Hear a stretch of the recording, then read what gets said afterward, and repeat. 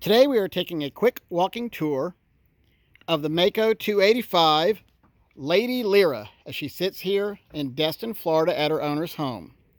Start off with the fact that she's got a set of 2002 Yamaha 200 HPDIs. She is the dual console, being a 285, with lots of fishing room back here.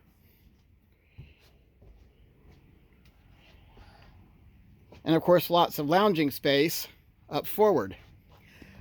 Owner has added a lot of new to the boat. Start off with a Bennett auto trim tab, the Standard Horizon Explorer, and a Lowrance Hook 7 with chirp.